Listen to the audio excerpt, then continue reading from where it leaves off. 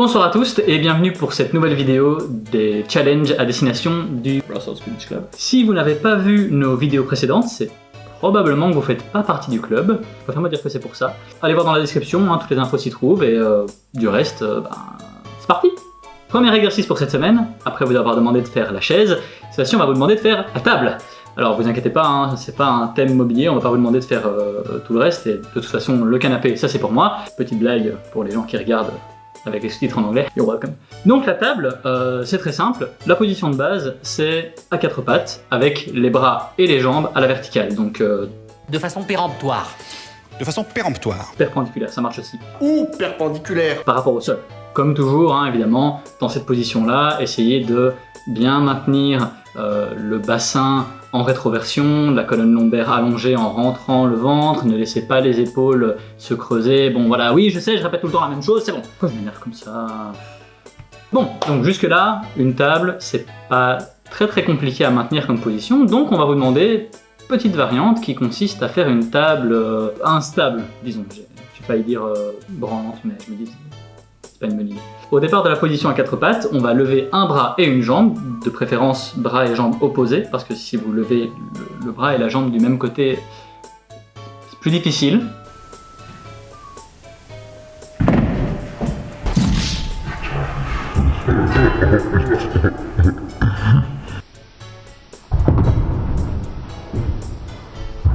Bref, bras et jambes opposés, il va falloir faire attention de bien maintenir évidemment les épaules et les hanches à l'horizontale. Donc ne pas laisser tomber les épaules ou les hanches et ne pas non plus compenser en allant essayer de balancer les épaules du côté du bras ou les hanches du côté de la jambe de soutien. C'est comme ça que vous allez vraiment pouvoir avoir un travail intéressant au niveau du gainage et au niveau de la proprioception. Ouais, je t'ai vu, j'utilise des mots scientifiques et tout.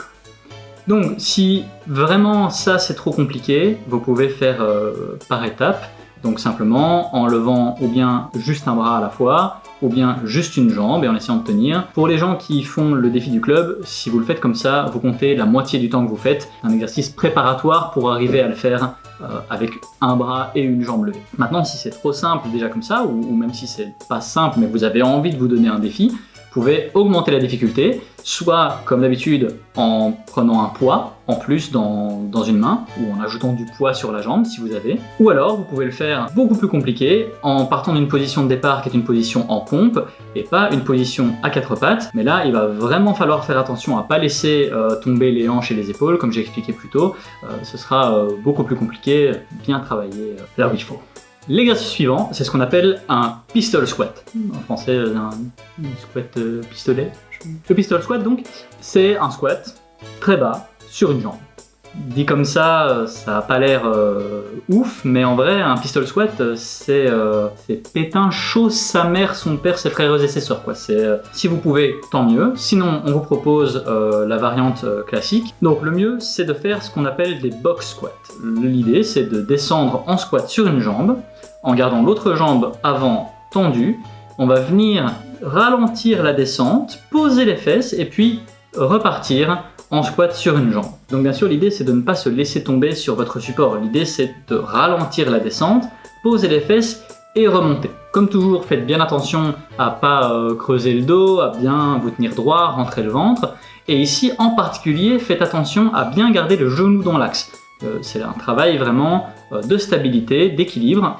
Si ça va pour vous et que vous voulez essayer les pistol squats progressivement, une possibilité c'est bien sûr de vous tenir en le faisant. Même idée, on va essayer de descendre le plus bas possible, céder si besoin d'un support, et puis remonter en se tenant pour l'équilibre. Attention, si vous faites ça avec un support pour vous aider, rappelez-vous que ce support, il est là pour l'équilibre. Vous ne devez pas vous pendre et faire tout l'exercice à la force des bras, sinon c'est plus du tout la même chose.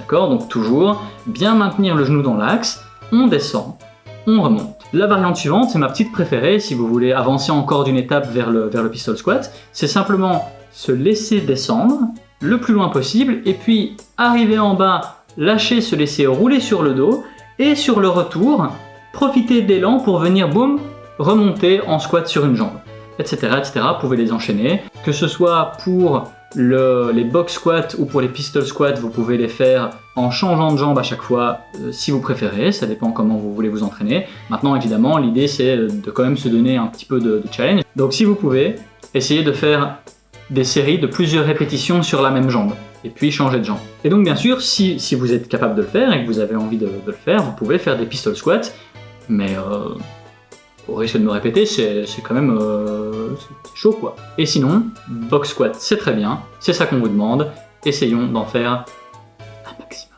Le dernier exercice pour cette semaine, c'est, je sais pas comment on va appeler ça, on va dire, c'est un sauvetage de balai. Le principe, c'est de mettre le balai sur la pointe de son manche, une main dans le dos, on va lâcher le balai, le laisser tomber et essayer de le sauver, de le rattraper avant qu'il touche le sol, le plus proche possible du sol. On laisse tomber, on le rattrape, on le remonte, on le relâche, il retombe, on le rattrape toujours le plus près possible du sol en essayant de faire ça sur la durée.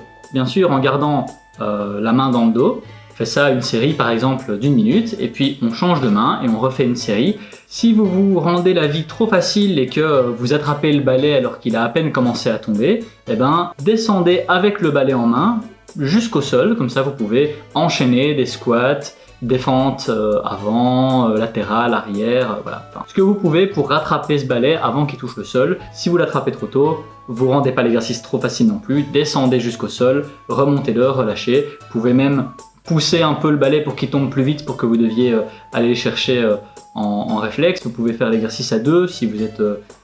si vous avez une autre personne avec vous, vous pouvez lâcher le balai pour l'autre pour qu'il y ait un peu plus de dynamisme. Bon, moi j'étais tout seul, mais... Main dans le dos, on lâche le balai.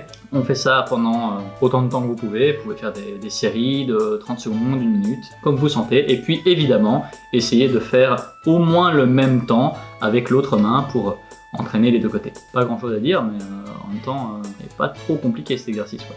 Merci beaucoup d'avoir regardé cette vidéo, j'espère qu'elle vous aura plu. Je rappelle, parce que je ne l'ai pas dit au début, mais si vous avez été voir dans la description, normalement vous le savez, ce ne sont pas des programmes d'entraînement complets, bien sûr, ce sont des exercices spécifiques dans le cadre des défis qu'on a lancés à nos joueurs et joueuses du Brussels Fitness Club. Vidéo un peu plus courte, hein, mais j'ai des examens à passer bientôt.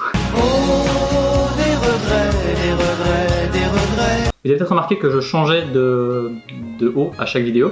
Alors on s'est dit, si jamais vous voulez que je porte le maillot de votre équipe dans une prochaine vidéo, ou si au contraire vous voulez surtout pas que je porte votre maillot pour faire mes singeries, n'hésitez pas à nous le dire dans les commentaires, essayez de me convaincre dans un sens ou dans l'autre, et peut-être vous aurez de la pub gratos pour une audience incroyable de 30 personnes. C'est tout, voilà, merci beaucoup, je vous souhaite une merveilleuse journée, de faire plein de rencontres à au moins 2 mètres de distance, de profiter de la vie, et de...